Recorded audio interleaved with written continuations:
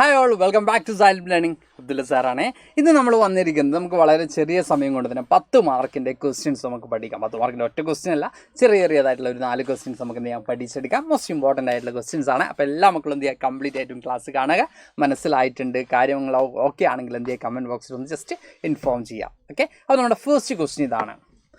Which major factors was responsible for the dramatic victory of Indira Gandhi in 1971 elections?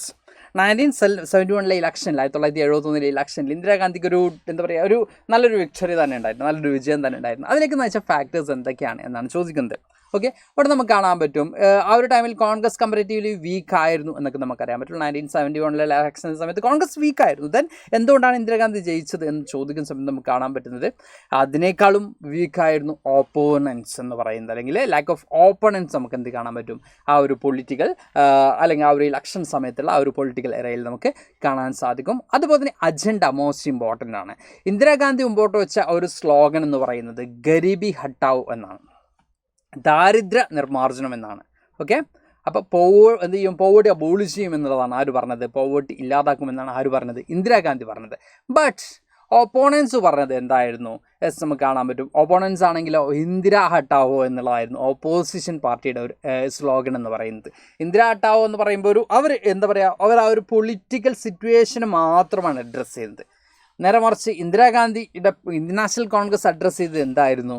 അവിടുത്തെ social issues എന്താണോ, അല്ലെങ്കിൽ അവിടുത്തെ major issue എന്താണോ അതിനായിരുന്നു address ചെയ്തിരുന്നത്. But opponents എന്താണ്, അവിടുത്തെ പൊളിറ്റിക്കൽ ആയിട്ടുള്ള അവരുടെ കോൺഫ്ലിക്റ്റ് മാത്രമാണ് അഡ്രസ്സ് ചെയ്തിരുന്നത്. അതുകൊണ്ട് തന്നെ ഈ ഒരു കോൺഗ്രസിൻ്റെ വിക്ടറി നമുക്ക് കാണാൻ സാധിക്കും. അപ്പോൾ this prove to be major factor responsible for the dramatic victory of Indira Gandhi. അപ്പോൾ ഇന്ദിരാഗാന്ധിയുടെ ഒരു ഡ്രമാറ്റിക് വിക്ടറിക്ക് പിന്നിൽ ഈ ഒരു കാരണം നമുക്ക് കാണാൻ സാധിക്കും. ഒരു 3 മാർക്കിനൊക്കെയാണ് ഈ ഒരു ക്വസ്റ്റ്യൻ വരുന്നത്. നമുക്ക് എന്ത് ചെയ്യാം, ഇങ്ങനെ അപ്ലൈ ചെയ്യാവുന്നതാണ്. ഓക്കെ, നമുക്കൊന്ന് മാറ്റി പിടിക്കാം, പിന്നെ കളർ ഒന്ന് മാറ്റി പിടിക്കാം. ഇതൊരു 3 മാർക്കിൻ്റെ ഒരു ക്വസ്റ്റ്യൻ വന്നാൽ നമുക്ക് എന്ത് ചെയ്യാം, ഇത്രയും അപ്ലൈ ചെയ്യാൻ പറ്റും. Next question, what is mean by the Congress syndicate? Simple question ആണ്, എല്ലാ മക്കൾക്കും അറിയുന്നതാണ്. ഇപ്പോൾ Congress syndicate implied a group of powerful and influential leaders within the Congress to be known as old Congress. Okay, അവിടെ നമ്മൾ പറയുന്നുണ്ട് കോൺഗ്രസ് സിൻഡിക്കേറ്റ് എന്നുകൊണ്ട് ഉദ്ദേശിക്കുന്നതാണ് കോൺഗ്രസിനകത്ത് തന്നെയുള്ള പവർഫുൾ ആയിട്ടുള്ള ഇൻഫ്ലുവൻഷ്യൽ ആയിട്ടുള്ള ലീഡേഴ്സിൻ്റെ ഗ്രൂപ്പിനെയാണ് നമ്മൾ എന്ത് പറയുന്നത്, കോൺഗ്രസ് സിൻഡിക്കേറ്റ് എന്നുകൊണ്ട് ഉദ്ദേശിക്കുന്നത്. ആ ഒരു എന്താ പറയുക, ഇന്ദിരാഗാന്ധി ഈ പറയുന്ന ഇലക്ഷന് ജയിക്കുന്നതിന് മുമ്പ്, അല്ലെങ്കിൽ ഇന്ദിരാഗാന്ധി ഫസ്റ്റ് ഇലക്ഷനെ പ്രപ്പോസ് ചെയ്തൊക്കെ ആര് തന്നെയാണ് ഈ പറയുന്ന സജസ്റ്റ് ചെയ്തൊക്കെ ഈ ഒരു സിൻഡിക്കേറ്റ് എന്ന് പറയുന്ന ഗ്രൂപ്പ് തന്നെയാണെന്ന് നമുക്ക് കാണാൻ സാധിക്കും. ഓക്കെ, ഇതൊരു 2 മാർക്കൊക്കെ നമുക്ക് എക്സ്പെക്ട് ചെയ്യാൻ പറ്റുന്ന ഒരു ചോദ്യമാണ്. Next question, which theoretical arguments did Ram Manohar Lohia gives in defence of non Congressism? Non Congressism എന്ന് എന്താ പറയുക, ഈ പറഞ്ഞ റാം മനോഹർ ലോഹ്യ എന്ത് ആശയം വെച്ചുകൊണ്ടാണ് നോൺ കോൺഗ്രസിസം, അല്ലെങ്കിൽ നമ്മൾ ഈ പറയുന്ന ഈ കോൺഗ്രസിനെ ഒപ്പോസ് ചെയ്യാൻ വേണ്ടി എന്ത് ആശയമാണ് നോൺ കോൺഗ്രസ് ടീമിന് മുമ്പിൽ റാം മനോഹർ ലോഹ്യ മുമ്പോട്ട് വെച്ചത് എന്നാണ് ചോദിക്കുന്നത്. അപ്പോൾ Congress rule was undemocratic and oppose to the interest of ordinary people, അല്ലെങ്കിൽ ordinary poor people. Therefore, the coming together of the non-Congress parties was necessary for reclaiming democracy for the people.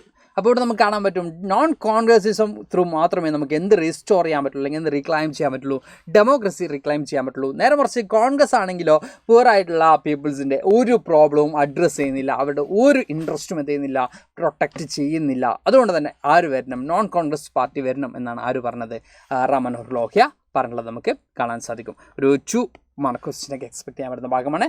Then the last question, why did senior leaders support Indira Gandhi as Prime Minister after the death of Lal Bahadur Shastri? Lal Bahadur ശാസ്ത്രിയുടെ മരണത്തിന് ശേഷം എന്തുകൊണ്ടാണ് ഈ senior leaders ഇന്ദിരാഗാന്ധിയെ എന്ത് ചെയ്തിട്ടുള്ളത്, support ചെയ്തിരുന്നത് prime minister പൊസിഷനിലേക്ക്, അല്ലെങ്കിൽ പ്രൈം മിനിസ്റ്റർ എന്താ പറയുക കാൻഡിഡേറ്റ് ആയിട്ട് സപ്പോർട്ട് ചെയ്തിരുന്ന നമുക്ക് കാണാൻ പറ്റും. Indira Gandhi was A daughter of Jawaharlal Nehru and she had been Congress president in the past and had also been union minister of information in Shastri cabinet. Indira Gandhi ഈ പറഞ്ഞ പോലെ തന്നെ ജവഹർലാൽ നെഹ്റുവിൻ്റെ ഡോട്ടറാണ്, മകളാണ് എന്നുള്ളതും അതുപോലെ തന്നെ നമുക്ക് കാണാൻ പറ്റുന്നത് ഇന്ദിരാഗാന്ധി മുൻ എന്താ പറയുക മിനിസ്ട്രിയിൽ പാർട്ടായിരുന്നു, അല്ലെങ്കിൽ ശാസ്ത്രിയുടെ മിനിസ്ട്രിയിലും ഇന്ദിരാഗാന്ധി പാർട്ടായിരുന്നു എന്നുള്ളത് മോസ്റ്റ് ഇമ്പോർട്ടൻ്റ് ആയിട്ട് വരുന്നതാണ്. Then the senior leaders presumed that the administrative and political inexperience would compel her to depend on the support and guidance. അപ്പോൾ തന്നെ സീനിയർ ലീഡേഴ്സ് എക്സ്പെക്ട് ചെയ്തിരുന്ന ഒരു കാര്യം എന്ന് പറയുന്നത് ഏറ്റവും ഇമ്പോർട്ടൻ്റ് ആയിട്ട് വരുന്ന ഈ ഒരു പോയിന്റാണ്. സീനിയർ ലീഡേഴ്സ് എക്സ്പെക്ട് ചെയ്തിരുന്ന ഒരു കാര്യം എന്ന് പറയുന്നത് ഇന്ദിരാഗാന്ധിക്ക് അത്രയും ഈ പറഞ്ഞതുപോലെ തന്നെ ആ ഒരു എന്താ പറയുക പൊളിറ്റിക്കലി അത്ര എക്സ്പീരിയൻസ്ഡ് അല്ലാത്തതുകൊണ്ട് തന്നെ ഈ സീനിയർ ലീഡേഴ്സിനെ ഡിപ്പെൻഡ് ചെയ്യും.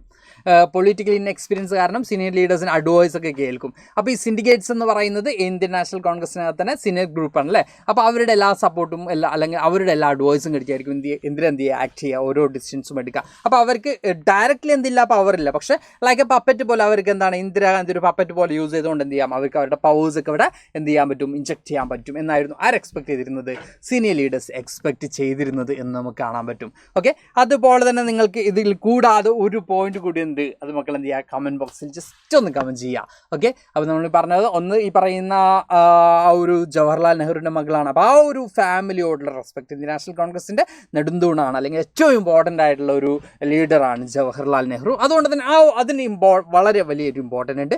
അതുപോലെ തന്നെ ഈ ഒരു പൊളിറ്റിക്കൽ ഇൻഎക്സ്പീരിയൻസ് സീനിയർ ലീഡേഴ്സിനെ ഡിപ്പെൻഡ് ചെയ്യും എന്നുള്ള ആ ഒരു എക്സ്പെക്റ്റേഷൻ നമുക്ക് അവിടെ കാണാൻ പറ്റും. ഇനി ഒരു പോയിന്റ് കൂടി ഉണ്ട്, ആരായിരുന്നു ഓപ്പോസിഷൻ ലീഡർ എന്ന് നമുക്ക് ആലോചിക്കുക. അല്ലെങ്കിൽ ഇന്ദിരാഗാന്ധിക്ക് ഓപ്പോസിറ്റ് ആരായിരുന്നു കോൺഗ്രസിനകത്ത് തന്നെ ലീഡർ ആവാൻ സാധ്യത ഉണ്ടായിരുന്നത് എന്നാലോചിക്കുക.